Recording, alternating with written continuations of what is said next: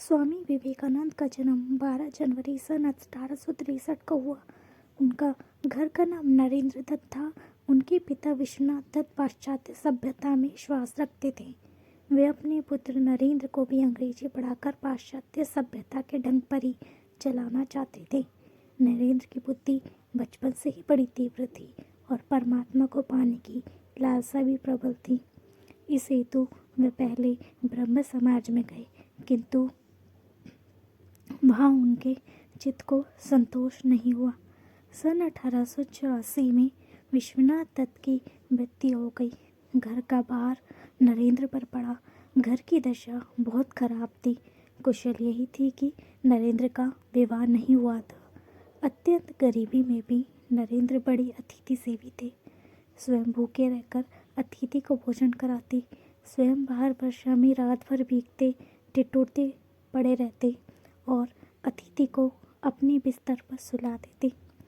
रामकृष्ण परमहंस की प्रशंसा सुनकर नरेंद्र उनके पास पहले तो तर्क करने के विचार से ही गए थे, किंतु परमहंस जी ने देखते ही पहचान लिया कि ये तो वही शिष्य है जिसका उन्हें कई दिनों से इंतजार है। परमहंस जी की कृपा से इनको आत्म साक्षात्कार हुआ। फलस्वरूप नरेंद्र परमहंस जी के शिष्यों में प्रमुख हो गए। संन्यास लेने के बाद इनका नाम विवेकानंद हुआ। स्वामी विवेकानंद अपना जीवन अपने गुरुदेव स्वामी रामकृष्ण परमहंस को समर्पित कर चुके थे। गुरुदेव के शरीर त्याग के दिनों में अपने घर और कुटुंब की नाजुक हालत की परवाह किए बिना, स्वयं के भोजन की परवाह किए बिना गुरु सेवा में सतत हाजिर रहे। गुरुदेव का शरीर अत्यंत रुग्ण हो गया था। कैंसर के कारण गले में से थूक, रक्त, कफ आदि निकलता था। इन सब की सफाई वे खूब ध्यान से करते थे। एक बार किसी ने गुरुदेव की सेवा में घृणा और लापरवाही दिखाई तथा घृणा से नाक बोहे सूखोड़ी। यह देखकर विवेकानंद को गुस्सा आ गया। उस गुरु भाई को पाठ पढ़ाते हुए और गुरुदेव के प्रत्येक वस्तु के प्रति प्रेम दर्शाते हुए उनके बिस्तर के पास रक्त, कफ आदि से भरी थूकदानी उठाकर पूरी पी गए। गुरुदेव के प्रति ऐसी अनन्य भक्ति और निष्ठा के प्रताप से ही वे अपने गुरु के शरीर और उनके दिव्यात्मा आदर्शों की उत्तम सेवा कर सके, गुरुदेव को समझ सके, स्वयं के अस्तित्व को गुरुदेव के स्वरूप में विलीन कर सके। समग्र विश्व में भारत के अमूल्य आध्यात्मिक खजाने की महक फैला सके, उनके इस महान व्यक्तित्व की नींव में थी। ऐसी गुरु भक्ति, गुरु सेवा और गुरु के प्रति अनन्य निष्ठा।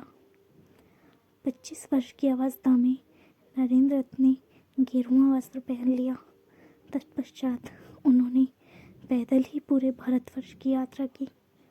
सन 1893 में शिकागो, अमेरिका में विश्व धर्म परिषद हो रही थी। स्वामी विवेकानंद जी उसमें भारत के प्रतिनिधि के रूप से पहुंचे। यूरोप, अमेरिका के लोग उस समय पराधीन भारतवासियों को बहुत ही हीन दृष्टि से देखते थे।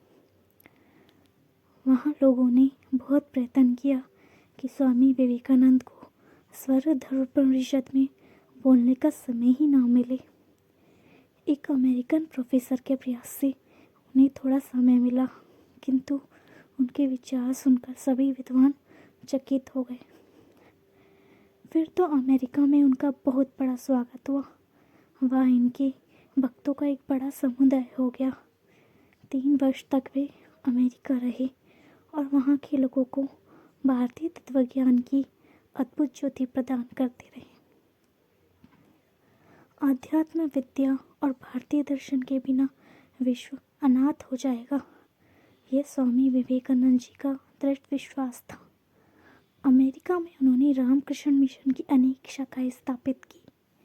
अनेक अमेरिकन विद्वानों ने उनका शिष्यत्व ग्रहण किया। वे सीधा अपने को गरीबों का सेवक कहते थे। भारत के गौरव को देश देशांतरों में उज्जवल करने का उन्होंने सदा प्रयत्न किया। 4 जुलाई सन 1902 को उन्होंने अपना देह त्याग दिया।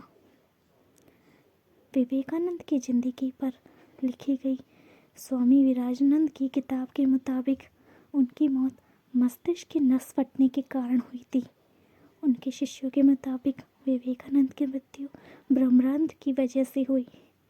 विवेकानंद की मृत्यु के साथ ही उनकी यह भविष्यवाणी सत्य साबित हुई थी, जिसमें उन्होंने कहा था कि वो 40 साल से ज़्यादा की उम्र तक नहीं जिएंगे। मृत्यु के बाद उनका दाह संस्कार बेलूर में उसी गंगा घाट पर किया गया जहाँ 16 साल पहले उनके गुरु रामकृष्ण परमहंस का किया गया था।